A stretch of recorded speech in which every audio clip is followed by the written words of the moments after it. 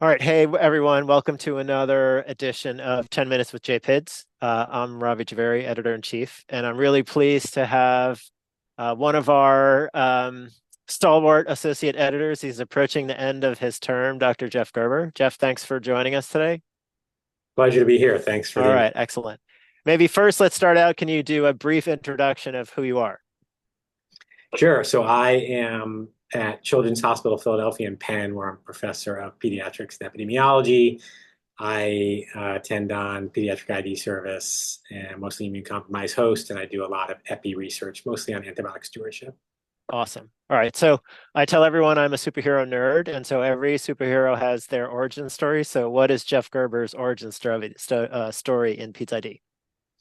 Yeah, I don't think too exciting. I mean, I thought I was gonna do internal medicine because it seemed, in med school, because it seemed like the really where all these great thinkers were, and it was kind of my style. And then I did a pediatric rotation. I was like, wow, this is the same thing, except with a better patient population.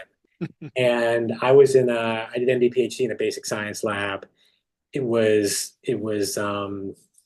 cellular and molecular biology, a macrophage lab, so it was infectious disease related.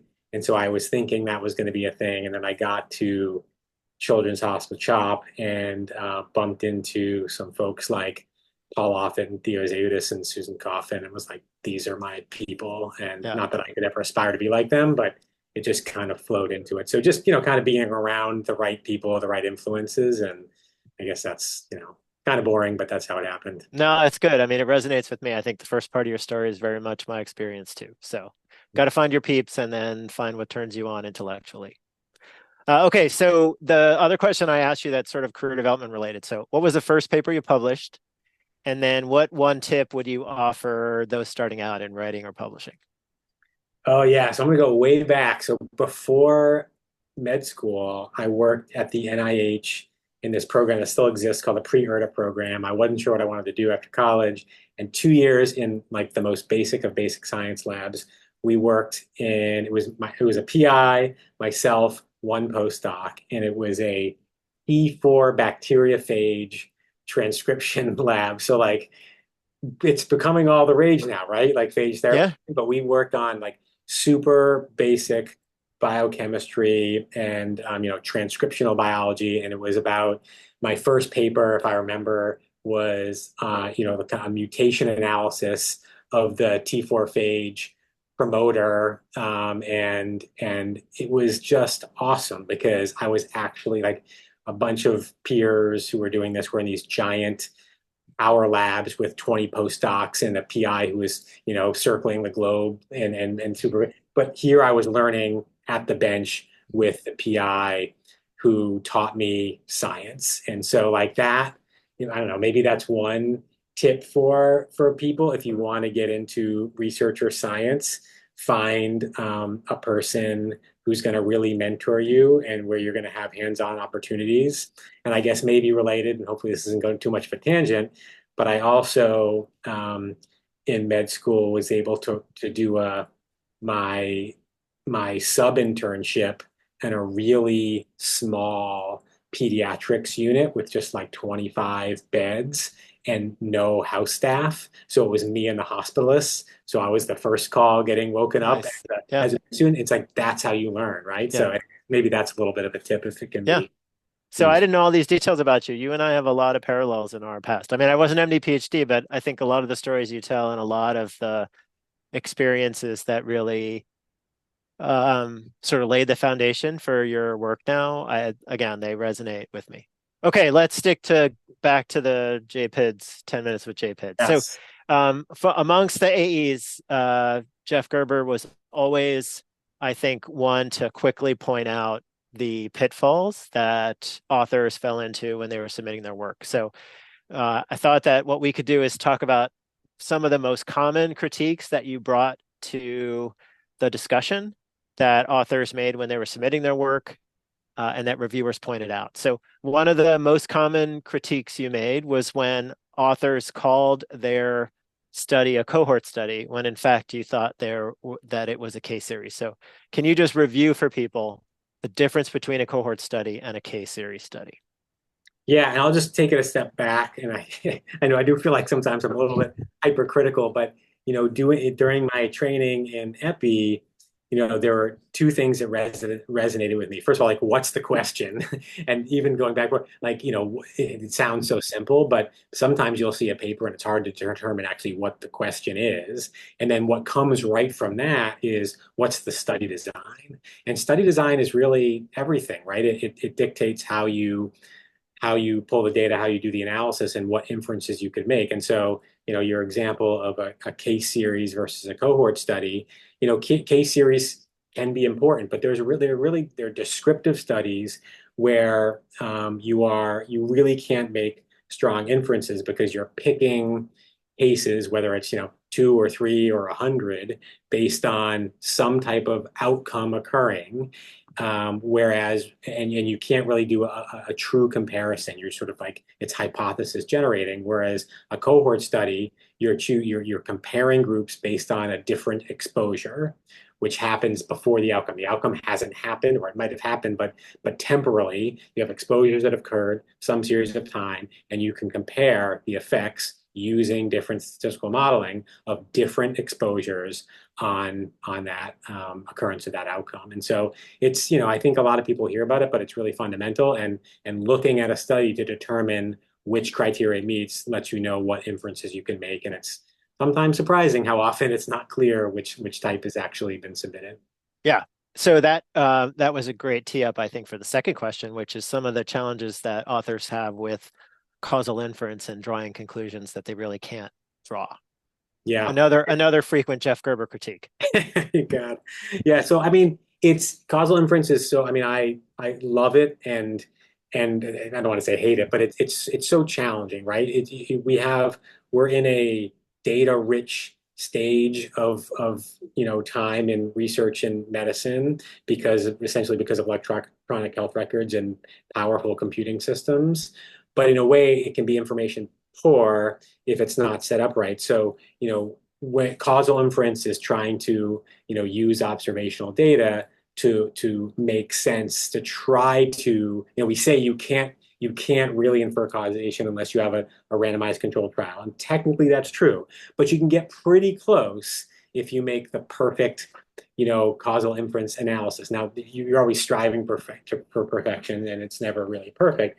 But I think the real keys are, to me, one of the keys is it's not really about how fancy the modeling is, right? We have all these, it used to be multivariable logistic regression, and then it's been around for a while, but propensity scores have become really hot, and people talk about instrumental variables, and now, emulating clinical trials or target trials are really the rage. And the people who, and I am not an expert in those areas, but folks like Miguel Hernan and others who push these forward, they will tell you those are great and those modeling approaches are great, but it's about the data, right? And so and about the study design and conceptualizing it, we were trying to address confounding. And the way to address confounding is, one, identify what the confounders could be, and then can you measure them? And it doesn't matter how fancy your modeling is. If it's garbage in, it's garbage out, right? So you can put a propensity score or on something, you can do an emulated clinical trial, and it sounds really fancy, but if you're not identifying and appropriately and accurately measuring and validating those potential confounders, you will still have bias, and it doesn't matter what you write in your method section. Yeah.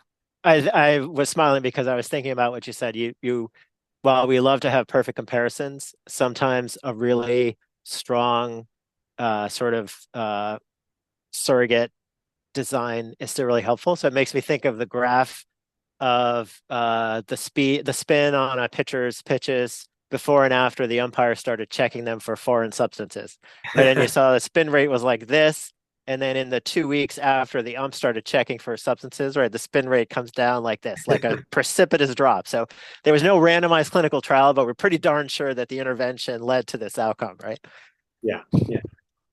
And like I said, All right. perfect, but that's why it's okay to have multiple papers on the same topic. And if you start to see the same thing over and over again, then you get closer to being able to draw inferences.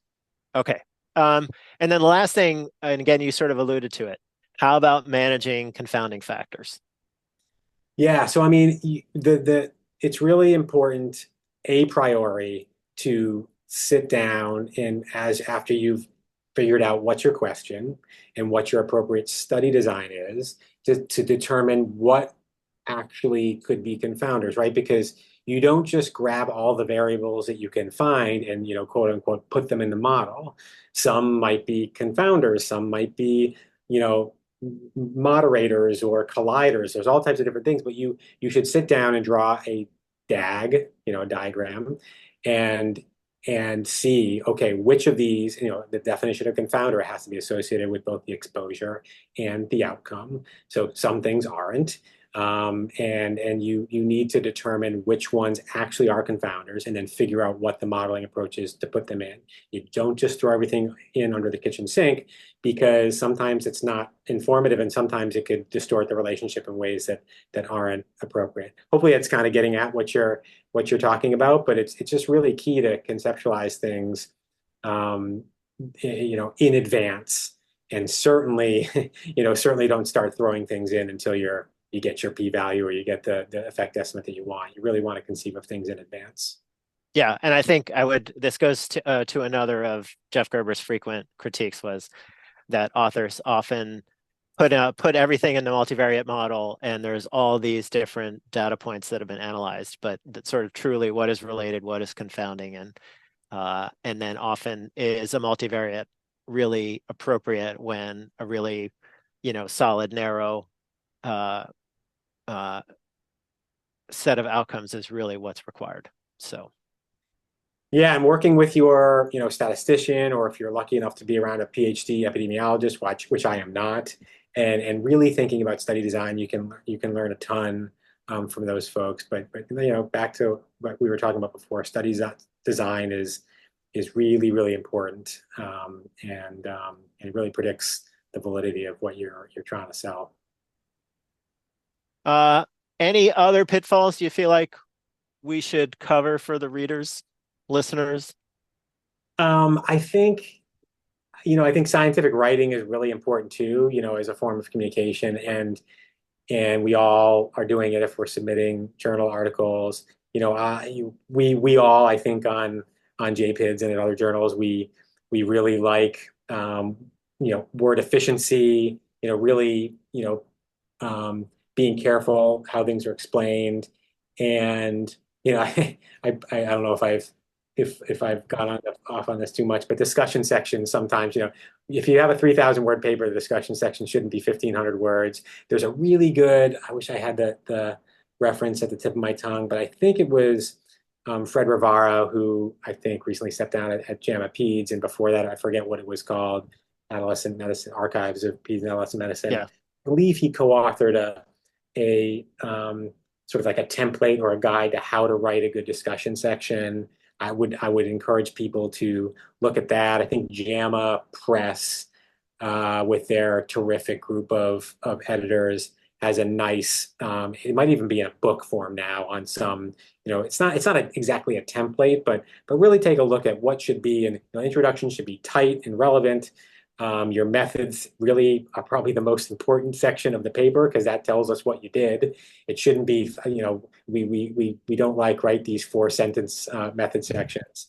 And then tight results, figures that aren't redundant in a discussion section that is, tight. And I again recommend taking a look at Fred Rivara or others who have written, who have done some nice work on how to write those sections. So I don't know if that's helpful, but scientific writing is tough, but it's really, really critical to get your point across.